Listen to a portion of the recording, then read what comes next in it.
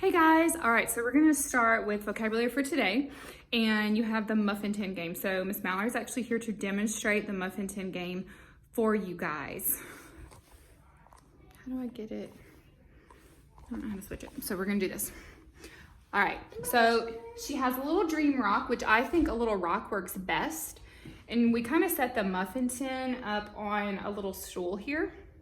And we put our we put a piece of paper in each one. That would be like your vocabulary words. You'll take your flashcards that you made and put in each one of the tins. If you only have a 12 cup, like a 12 muffin tin thing, that's totally fine. You're gonna add as you take away.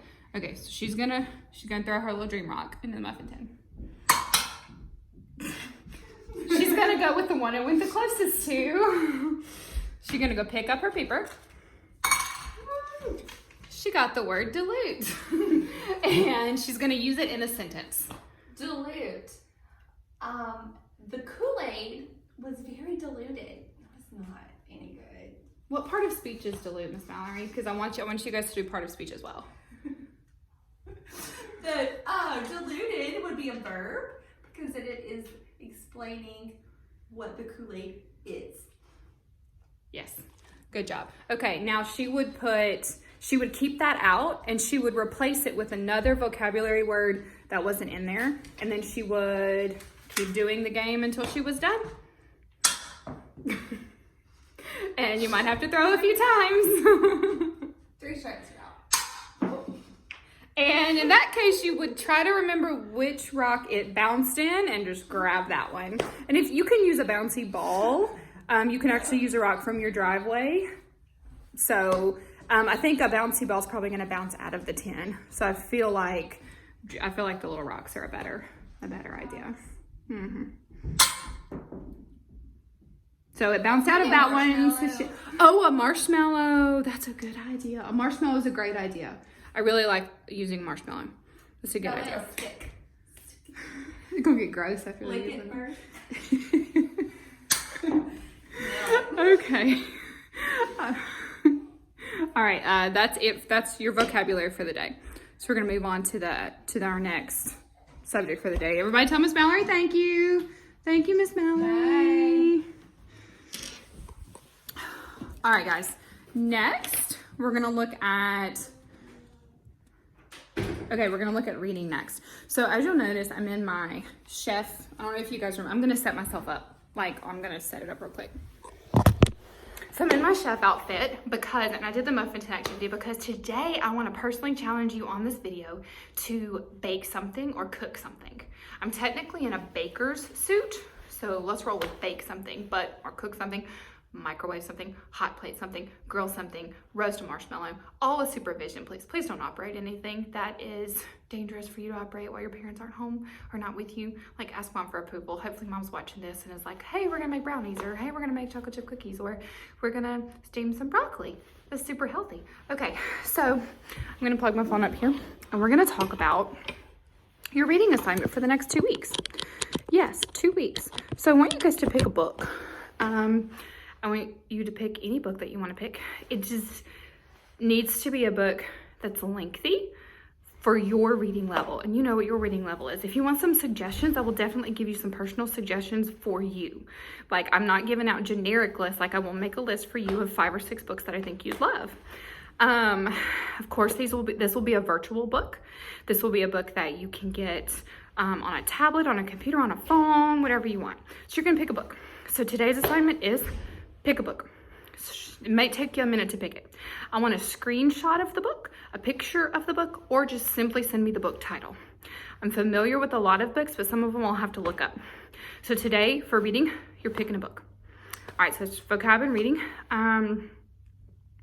Grammar. I want you to go outside in your backyard. I want you to have a dance party with your Shirley Jingles. They're all on YouTube. They're all in order. If you do need a link, or if you just aren't sure what that is for some reason, just go ahead and call me. We've all done Shirley Jingles. We've all looked them up. They were on your assignment last week. So I want you to go outside in your yard, have a dance party. Bonus if you put on a costume or something, and do your Shirley English Jingles. This reviews sentence structure, this reviews commas, and this reviews all your parts of speech because she has so many jingles. It's gonna take you a minute. It's gonna take you like 15, 20 minutes to go through all of Shirley Jingles. and have a dance party with them, because tomorrow we start comma rules. So please actually do that. Snap me a picture, send me a video, send me a Marco of a piece of it. You know, I can't watch like 20 minutes of it because I don't think my phone would download that much, but just send me something. Okay, so that's grammar. Writing, so we're gonna start writing letters. We're gonna write letters to residents in nursing homes and hospice care right now, and then some that are just shut in their homes and can't get out. And that can be kind of lonely. So I want you guys to write letters. So in your grammar books, you're gonna look at how to write a letter. And those of you that don't have a grammar book at home, I made you the copies, so those are there. If for some reason you don't have the copies, just call me. I have the book at home. I'll screenshot some pictures to your mom. I want you to work on letter format. In letter form, I've sent you envelopes and I sent you an address.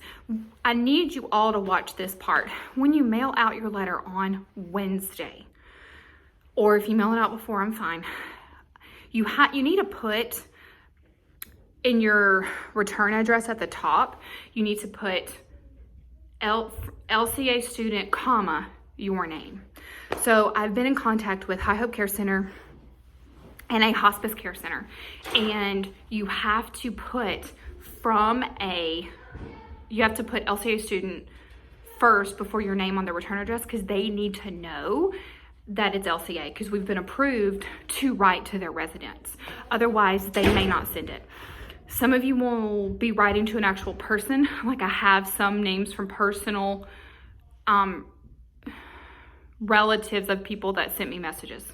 But some of you are just going to be writing to a resident, because they can't release their names. So you will just write to, your address will be resident. And then on your actual letter, you would put, I haven't decided what you're gonna put for your greeting yet. So today you're just looking at a letter, and I will decide what to put on your greeting, and I will either do another video or send it in Remind or something, or send it in the email for what to put on your greeting if you don't have your person's name. We might just put Dear Resident, or we might just put Dear Resident. That might be the best way to go, unless I think of something else. And so you're just working on that draft. I want you to take it through the writing steps. I want you to do some brainstorming, and then I want you to actually write your rough draft of your letter, and then I want you to make a pretty copy, and you can add some color to it. You can type it. I don't care. I don't want any notebook edges.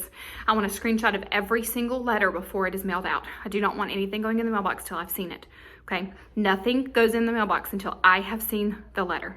You'll be formatting the letter exactly as it is in your grammar textbook, and you'll be formatting the envelope exactly as it is in your grammar textbook.